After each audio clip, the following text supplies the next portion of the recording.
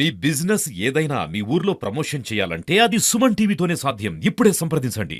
ఈనాటి press meet కార్యక్రమానికి విచ్చేసినటువంటి ఆత్మీయ electronic print media photographers cameraman సోదరులకు సోదరమణులకు అందరికి కూడా పేరు పేరున హృదయపూర్వక నమస్కారాలు.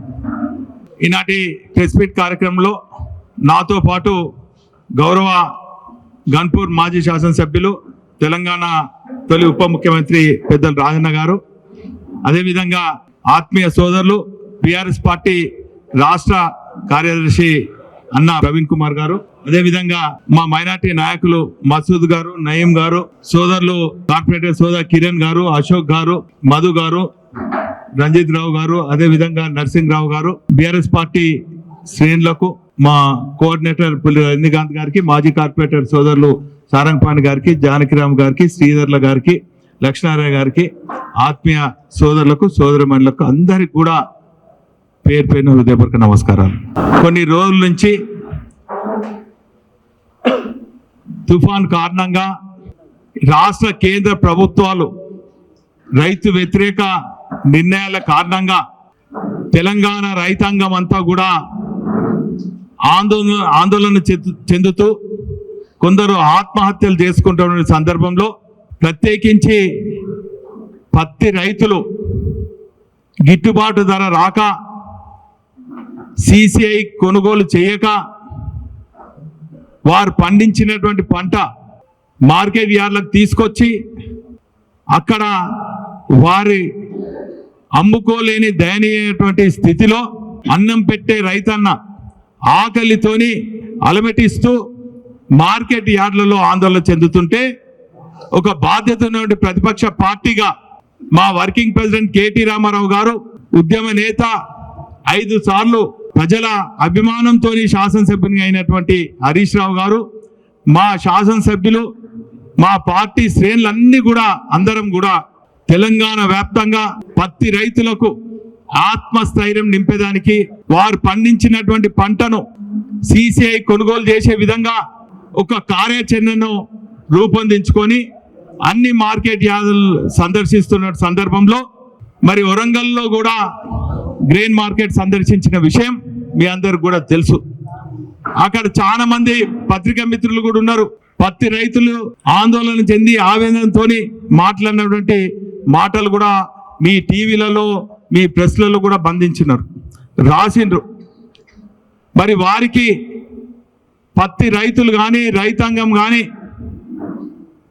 తెలంగాణ ప్రజలు పడుతున్నటువంటి అవస్థలను చూడలేక బాధ్యతను ప్రతిపక్ష పార్టీకి అండగా ఉంటే, దయ్యాలు వేదాలు వల్లించినట్టు, దొంగే దొంగ అన్నట్టు ఇక్కడ చోటామోటా నాయకులు, కాంగ్రెస్ నాయకులు గత ఎన్నికల్లో అమలు కాని హామీలు ఇస్తూ అడ్డి మారి గుడ్డి దెబ్బలో గెలిచినటువంటి చోటామోటా నాయకులు కూడా తమ ఉనికి కోసము రైతులకు ముఖం చాటేసి, రైతుల బాధలు వినలేక చూడలేని నిస్సాయ స్థితిలో ఉండి ఈరోజు 4 గోడల మధ్యలో ప్రెస్ మీట్ పెట్టి ఈరోజు ప్రజల ఆదరణ పొందినటువంటి హరీష్ రావు గారిని కూడా ఇష్టం వచ్చిన మాట్లాడడం చూస్తుంటే వీరి రాజకీయ పరిజ్ఞానం ఎంతున్నదో మరి ఈ నిజవర్గంలో ఉన్నటువంటి మేధావులు ఆలోచించాలని కూడా ఈ సందర్భంగా తెలియజేస్తున్నాను. హౌలా మాటలు, పిచ్చి కూతలు, ఏనుగు పోతే ఏదో మొరిగినట్టు మొరుగుడు. ఈరోజు ఆయన కాలి గోటికి కూడా పనికిరాని వాళ్ళు, ఆయన మోకాలంతా లేనోళ్ళు కూడా ఇష్టం వచ్చినట్టు మాట్లాడుతుంటే నిన్ను ఎందుకు నీకు ఓటేసినావు అని చెప్పి ప్రజలందరూ కూడా బాధపడుతున్నారు. నువ్వు రైతుల మధ్యలో కాదు, ఇక్కడనే కూతవేటు దూరంలో ఉన్నటువంటి నీ గన్మెన్లను ఇచ్చి నువ్వు ఒక్క 5 నిమిషాలు నీ బస్టాండ్ కాడికి రా. నిన్న మొన్న చిరు వ్యాపారులకు ఉన్నటువంటి హక్కులను కూడా కాల రాస్తూ చిరు వ్యాపారులు నిన్ను ఏమంటారు, నువ్వు బస్టాండ్ కాడికి రా. ఒక బాధ్యత ఉన్న ప్రజాప్రతినిధి ప్రజలకు ఏ తీరుగా అండగా ఉండాలో నువ్వు అర్థం చేసుకో. ఏదో అడ్డిమారు గుడ్డి దెబ్బర గెలిచినావు, సరే అర్థమయ్యో కాకనో అవగాహన ఉండో లేకో పిచ్చి పిచ్చిగా మాట్లాడుతున్నావు అని చెప్పి సంవత్సరం 2 సంవత్సరాల కాలం ఓకే పట్టినాం. నీ పిచ్చి మాటలకు పిచ్చి కూతలకు నేను కాదు ప్రజలే నీకు సమాధానం చెప్తారు. ఈరోజు మేము చేసిన పనులకు శిలాపాలకాలు పలగొట్టుడు కాదు, మా పేర్లను తూడ్చేసుడు కాదు. ఈరోజు నిన్ను గెలిపించినటువంటి ప్రజలు, అది చిరు వ్యాపారులు కానీ, మధ్యతరగతి వ్యాపారులు కానీ, లేకుంటే స్లమ్స్లో ఉన్నటువంటి వాళ్ళు కానీ, వాళ్ళకి ఏ తీరుగా అండగా ఉండానో అర్థం కాకుంటే తెలిసి చూసి వారికి అండగా ఉండాలని చెప్పి ఈ సందర్భంగా తెలియజేస్తున్నాను. ఏం పిచ్చి మాటలు అవి? వరదలు వస్తే ఈ పెళ్ళిళ్ళు బాగున్నాయి, మీకు మిగిలిపోయిన అన్నమ్మ మాకు ఇవ్వండి, మేము వాళ్ళకి ఇస్తాం. అవా వరద బాధితులతో మాట్లాడవలసినటువంటి ధైర్యం ఇచ్చేవలసినటువంటి మాటలు అవా? దమ్ము ధైర్యం ఉంటే నీ కార్యాలయం మేము ఎట్లా చేసినాం? మా పార్టీ కార్యాలయంలో 10,000 మందికి రాత్రిని పగళ్ళు అనకుండా అండగా ఉన్నాం. చూసి నేర్చుకో.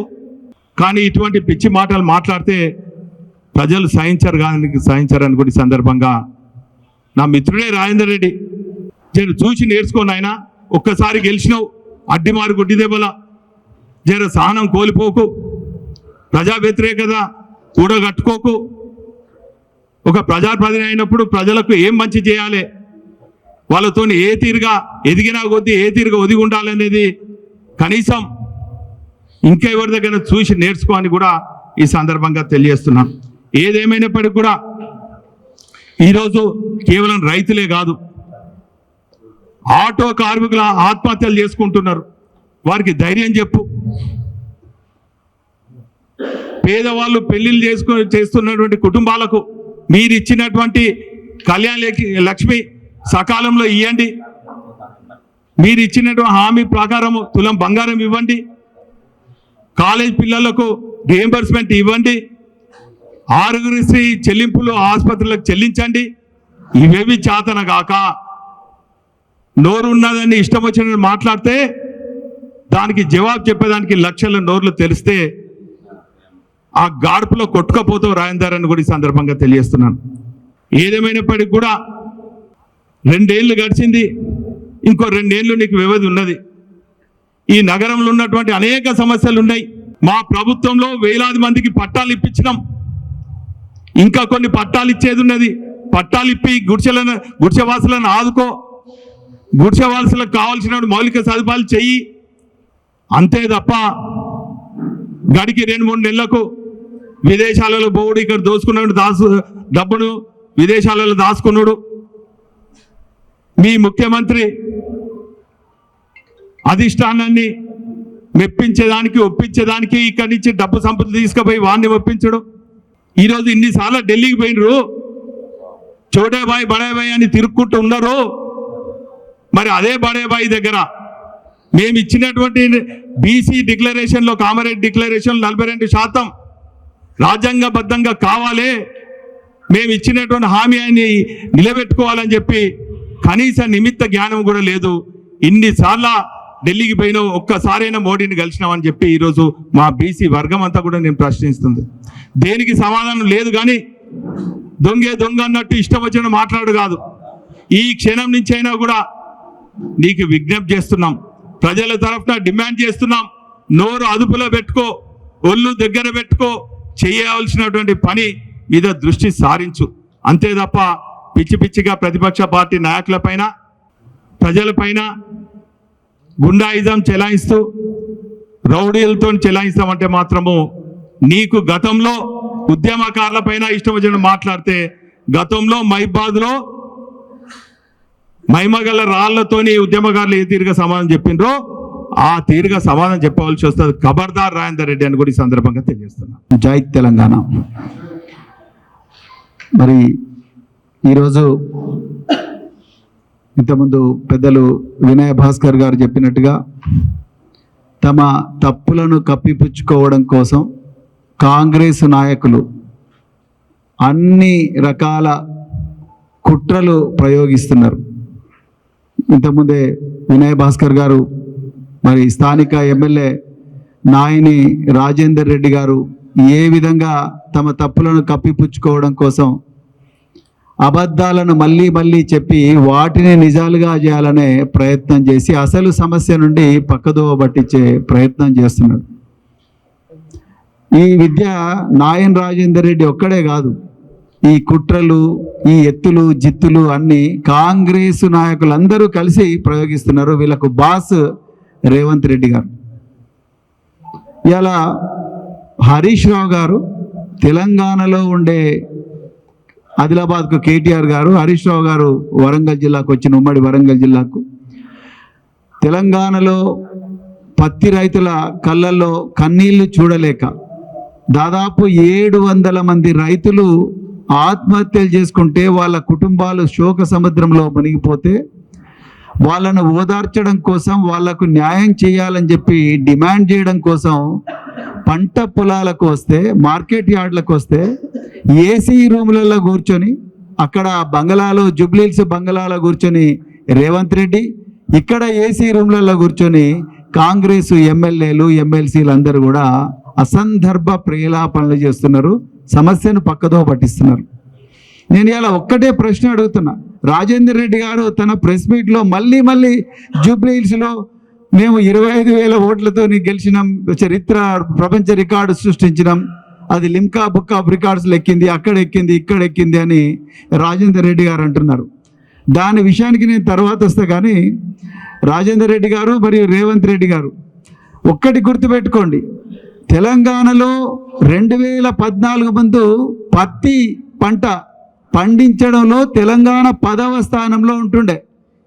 కేసీఆర్ గారు ముఖ్యమంత్రి అయిన తర్వాత రైతుల కన్నీళ్లు చూసి, రైతుల కష్టాలు చూసి కాళేశ్వరం ప్రాజెక్టు, పాలమూరు రంగారెడ్డి ఎత్తిపోతుల ప్రాజెక్టు, మరెన్నో గొప్ప గొప్ప ప్రాజెక్టులు తీసుకొచ్చి ఒక శాస్త్రీయమైన పద్ధతిలో పత్తి సాగు చేయాలని చెప్పి రైతులందరికీ కూడా ట్రైన్ చేసి, రైతు వేదికలల్లో ట్రైనింగ్ ఇప్పించి, రైతు బంధు ఇచ్చి, ఇంకా రకరకాల కార్యక్రమాలు చేసి 3వ స్థానానికి తీసుకొచ్చిండు దేశంలో. ఆ 3వ స్థానంలోకి తీసుకురావడం ఒక్కటే కాదు,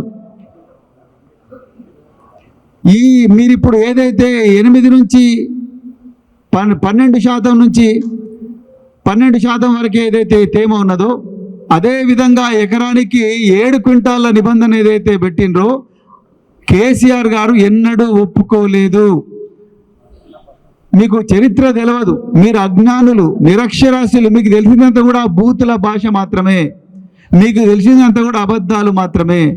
2000 ఒకసారి చరిత్ర చూడండి, 2018లో వడ్లు కేంద్ర ప్రభుత్వం కొనకపోతే స్వయాన కేసీఆర్ గారు అందరూ ఎమ్మెల్యేలను ఎమ్మెల్సీలను రైతు సోదరులందరినీ తీసుకుపోయి ఢిల్లీలో 6 రోజుల దీక్ష చేసిండు. 2022లో కూడా దీక్ష చేసిండు. కానీ ఇప్పుడు పత్తి రైతులందరూ కూడా రోడ్డు మీదకి వచ్చి వాళ్ళ దిగుబడిని CCI కొనుక్కోలేదని వాళ్ళు ఏడుస్తూ ఉంటే, ఆత్మహత్యలు చేసుకుంటుంటే, మీ రేవంత్ రెడ్డి గారు, మీ తుమ్మల నాగేశ్వరరావు గారు, మీ మంత్రులందరూ కూడా ఎక్కడున్నారు? జూబ్లీహిల్స్లో ఉన్నారు, గల్లీలల్లా తిరుగుతున్నారు దొంగల్లాగా. ఏం చేస్తున్నారు జూబ్లీహిల్స్లో? మీరు ఓటుకు 2,500 రూపాయలు లంచం ఇచ్చి, ఒక్కొక్క ఓటర్కు కుక్కరు, వాషింగ్ మెషీను, ఒక చీర కాకపోతే 2 చీరలు, 3 చీరలు, ఓట్లు వేసేటప్పుడు కూడా డబ్బుల పంపిణీ చేసి కుల్లా దొరికిన శంకర్ నాయక్ ఎమ్మెల్సీ, బీర్లా ఎలయ్య వీళ్ళందరూ కూడా ఓపెన్గా, మల్లు రవి వీళ్ళందరూ ఓపెన్గా డబ్బులు పంపిణీ చేస్తూ దొరికిండ్రు. వేదిక మీదున్న బీఆర్ఎస్ పార్టీ అతిరథ మహారథులు, కౌన్సిలర్లు, కార్పొరేటర్లు, ఇతర పెద్దలందరికీ నా యొక్క నమస్కారాలు తెలియజేసుకుంటూ, ఈరోజు నాయని రాజేందర్ రెడ్డికి అక్షరం ముక్క రాకున్నా కూడా తానే అంటే తానే తందానన్నట్టు, రేవంత్ రెడ్డి అక్కడ తానే అంటే ఈయన తానే తందాననే విధంగా ఈరోజు గోబెల్స్ ప్రచారం చేస్తూ ప్రజలకు చేసింది శూన్యం. 2 సంవత్సరాల కాలంలో ఒక్కటంటే ఒక్క పని కూడా చేయలే. అది పట్టణంలో కానీ పల్లెల్లో కానీ ఒక ఇంటిని తీసుకుంటే ఇప్పటి వరకు ఇంటిల్లి పాదులకు ఏదో ఒక సంక్షేమ కార్యక్రమం కేసీఆర్ ఉన్నప్పుడు ఇచ్చినవి మాత్రమే ఇప్పటివరకు నడుస్తున్నాయి. కానీ అదనంగా 1 రూపాయి ఇచ్చింది లేదు. ఒక్క వ్యక్తికి అదనంగా సహకారం అందించింది లేదు. వాడకో ఊరికో పోతే ఆ ఊర్లో అభివృద్ధి సంక్షేమ కార్యక్రమాలు కూడా కేసీఆర్ గారు చేసిన అభివృద్ధి సంక్షేమాలు అవపడుతున్నాయి. ఊరు బయటికి వెళ్తే కేసీఆర్ చేసిన పనులు అవపడుతున్నాయి. కానీ ఈరోజు మరి గోబెల్స్ ప్రచారంలో భాగంగా దొంగే దొంగ అన్నట్టు ఈరోజు అక్కడ రేవంత్ రెడ్డి గారు ఏది మాట్లాడితే తెల్లార వరకే ఇక్కడ అందులో నిజాలు తేల్చుకోకుండానే నాయని రాజేందర్ రెడ్డి ఇక్కడ మాట్లాడతారు. ఈరోజు నిజంగా కాంగ్రెస్ పార్టీ నుండి గెలిచిన ఎమ్మెల్యేలందరూ కూడా ఒక్కసారి గుండె మీద చేసుకొని వారి నియోజకవర్గంలో ఈ 2 సంవత్సరాల కాలంలో ఏం చేసిందో శ్వేతపత్రం విడుదల చేయాలని డిమాండ్ చేస్తూ ఉన్నాం. స్వయంగా మీ పార్టీకి సంబంధించిన కసిరెడ్డి నారాయణ రెడ్డి నిన్న మాట్లాడిండు. కల్వకుర్తి ప్రభుత్వ ఆసుపత్రిలో పిట్టెల లెక్క రోగులందరూ చచ్చిపోతూ ఉన్నారు. లక్షల కొద్దీ అప్పులు తీసుకొస్తున్నారు. కానీ ఎక్కడ కూడా వైద్య సేవలకు వినియోగించట్లేదు, వైద్య సిబ్బందిని పట్టించుకోవట్లేదు, వైద్యులకు సంబంధించిన మరి ఆరోగ్యశ్రీ నిధులు విడుదల చేయట్లేదు, ఆరోగ్యం మీద ఇప్పటి వరకు ఒక సమీక్ష ఏర్పాటు చేయలేదని చెప్పేసి కసిరెడ్డి నారాయణ రెడ్డి మీ ఎమ్మెల్యే గారే విమర్శిస్తూ ఉన్నాడు. అదేవిధంగా ఇంకో మహబూబ్ నగర్కి సంబంధించిన ఇంకో ఎమ్మెల్యే గారు, కాంగ్రెస్ ఎమ్మెల్యే గారు మాట్లాడుతూ 2 సంవత్సరాల కాలంలో మేము సావులకు, బతుకులకు, పెళ్లిళ్లకు, పేరంటాలకే పోతున్నాం, మా దగ్గర ఒక్క పైస లేదు, అక్కడ ప్రజలు ఏదన్నా అడిగేది ఉంటే ఇవ్వడానికి మా దగ్గర ఒక్క పైస లేదు, ఏం చేయమంటున్నారు అని చెప్పేసి ఈ లక్షల కోట్ల అప్పులు తీసుకొచ్చి ఎవరికి ఇస్తున్నారని చెప్పేసి అధికార పార్టీకి సంబంధించిన ఎమ్మెల్యేలు మాట్లాడుకున్న సంగతి రేవంత్ రెడ్డి గారికి ఏం వినబడతలేదా? వాళ్ళే మాట్లాడంగా పోంది మేము మాట్లాడొద్దని చెప్పేసి అలా మరి నాయని రాజేందర్ రెడ్డి గారు మరి హరీష్ రావు మీద మాట్లాడమంటే సూర్యుడి మీద ఉమ్మేసినట్టే అది తిరిగి వారి మీదనే పడుతుంది. ఎందుకంటే ఈరోజు ప్రజానాయకుడిగా, తెలంగాణ ఉద్యమ నాయకుడిగా అనేక రకాలుగా అభివృద్ధి వరంగల్ జిల్లాకే కాదు మొత్తం యావత్ తెలంగాణలో కూడా వారి సేవలు అనేకం. ప్రత్యేకంగా నిన్న వారు ప్రస్తావించిన మరి సిటీ హాస్పిటల్స్ హెల్త్ హాస్పిటల్ ఏదైతే ఉందో మరి తెలంగాణ మొత్తంలో కేసీఆర్ గారు ప్రతిష్టాత్మకంగా దాదాపు 24 అంతస్తుల పెద్ద భవనాన్ని కట్టి నిధులు విడుదల చేసి మరి 90% పనులు అయిపోయి ఉంటే నిస్సిగ్గుగా స్థానిక ఎమ్మెల్యేగా ఉండి ఒక్కసారి దాన్ని పర్యవేక్షించడం కానీ, సమీక్షించడం కానీ, పని ఎక్కడ అయిపోయింది, ఇంకా ఎలా చేయాలనే ఆలోచన లేకుండా హరీష్ రావు గారిని విమర్శించడం అంటే చాలా సిగ్గుచేటు.